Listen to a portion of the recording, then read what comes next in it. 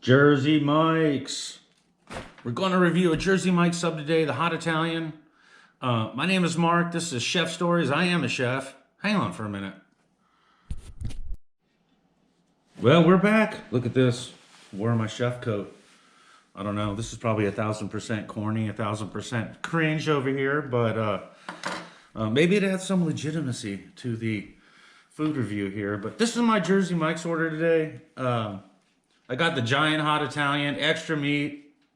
I had a tip for $1, but I also put a few bucks in the jar because they like to see that, and I like to tip. So this was $25.50 out the door. This was a lot of money for a sub, but it is a giant sub. Hot Italian. I already smell the pepper relish. Okay, the bag, nice branding on the bag. Looks good. A sub above. Oh yeah. There it is right there. Jersey Mike's sub. Look at the front. Looks really good. I'm gonna cut it here. My Shun knife. I love Shun knives.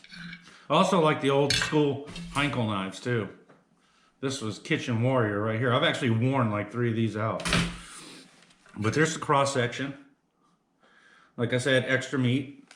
I ordered this on the food app, the Jersey Mike's food app, and it's super easy.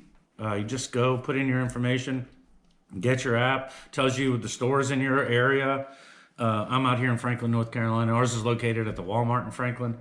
So you just put it in, put your order in. It's super easy. You get bonus points. So I'm up to I could get a free sub here pretty soon. But when I had my restaurants, that stuff wasn't around. Like you had to pay a website guy. But I'll get into that later. I'm starting to get long-winded already, but let's try a bite. We're going in here.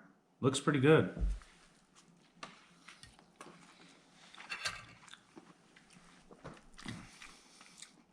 Like I said, you taste the pepper relish. It's super, super prominent. Provolone cheese. They don't use name brand meat. If they did, they'd brag about it, but it's kind of, off the shelf stuff for them. But it's really good.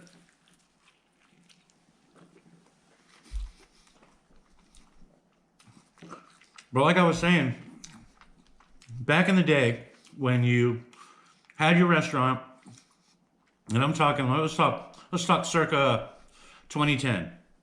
You had your restaurant, you paid some dope to set you up a website, and they would come in, they'd be all into it. You put your menu in there, and you have your website, and the first thing that you would encounter with this is you could never find your website. These guys were so low on the totem pole of website designers or whatever, that they would, first devious thing they would do was they would buy your domain name. So for, let's say, a Chef and His Wife restaurant, they would buy the domain name. So unbeknownst to you, they own the domain. If you weren't internet savvy at the time, you didn't even know. So they would come in, they'd set your website up, everything would be fine and dandy. You'd start paying them. You'd start paying these guys. You would be in some kind of contract. And then everything would be great for the first couple months. They were really engaged. They would update your website. And then it would be like a game of phone tag. It'd be like, hey, I need to update something on my website. And they would just ghost you. And then eventually you would get ticked off because nothing was ever done. And then you would find out, you'd fire this guy, this clown. And then you'd find out that they own you would start your own and be like, hey, this guy owns the domain to your restaurant, the name for your restaurant. So it always sucked. Web designers, that, it always sucked dealing with them. But when Facebook came about, when Facebook really hit prominence, in 2012, when you really started seeing restaurants promoting their brand on Facebook, it killed all those guys. And killed that corny web designer, he was done. And I was so glad that happened. I couldn't stand them. But like I said, I've been in the restaurant business my whole entire life. I started when I was 15 years old, and I'm still working today. And I had an okay career. I mean, not nothing stellar, but we're still working. We're still like trying to do the best. Like as a chef, the older I get, the more like I must say like less I do. Pepper got me, but it's more refined. Like I appreciate ingredients. Like back in the day, like a young chef, they always do too much. They do extra. Like you think you're like Escoffier. You think you're gonna like take over the whole entire world with your cuisine, and some of them do, but the majority just make a mockery like out of food. I mean, especially now where with Instagram and everybody bringing cameras and taking pictures, like that's super, super important. But like, let's take Brussels sprouts, for example. Why do you need to take a Brussels sprout, a perfect little vegetable the way it is, and I just like to steam them, salt them, butter, and a little bit of lemon juice. But but now it's like oven roasted with bacon and this and that, and they're just like charred. Their outside is hard. I don't know. I don't like that. But I'm gonna start doing more food reviews. This is only my second food review. That's why I went to Jersey Mike's, because it's easy and it's simple, and I don't have to like. I'm super familiar with everything in the sub shop because I've owned them before. But like I said, this is a really good sandwich.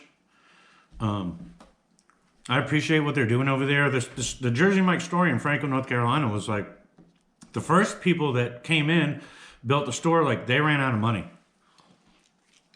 And the store was like half done and it was vacant for a long time. I want to say 6 months. Another operator came in. They open it up and it's grinding right along. It's really never busy when I go there, but I don't know. Because with the apps, a lot of people just pick up. I've seen a lot of people just come in there and pick up. But Jersey Mike's, you can't go wrong. I'll probably eat down their whole menu. The thing is that like when I go out, I don't go out to eat a lot.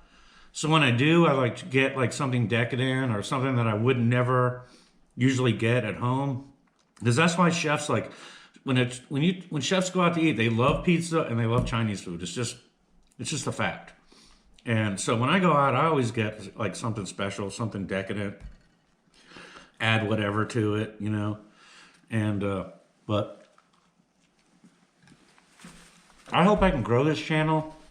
I want to tell stories because being in this business for almost 40 years or 42 years, I have a ton of stories I would like to tell, and I would like to share my experiences with young chefs that are coming up,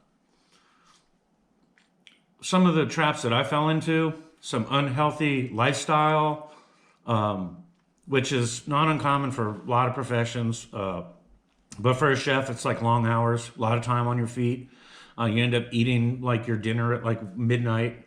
Of course, there's alcohol, there's drug abuse. I was lucky to stay away. I mean, I'm not a choir boy, but I never fell into that dark hole trap of alcohol and drug abuse. I mean, we'll just leave it at that. But I'm enjoying this sandwich, trying to put out a good review. I hope I can do better.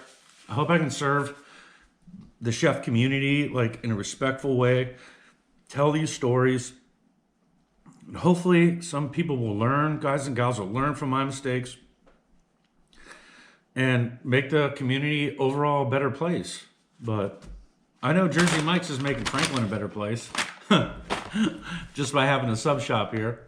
So if you do like this content, if it's valuable to you, or if it's just corny and you want something to watch, please like, subscribe, share it around to your friends. When I get 100 reviews in, then I'll start promoting this channel. But I need to get comfortable because I have a fishing channel that's pretty popular here locally.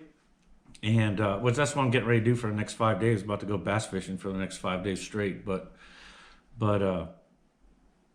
that's it. I'm Mark. This is Chef Stories. And thank you for watching. Stay tuned for the next one.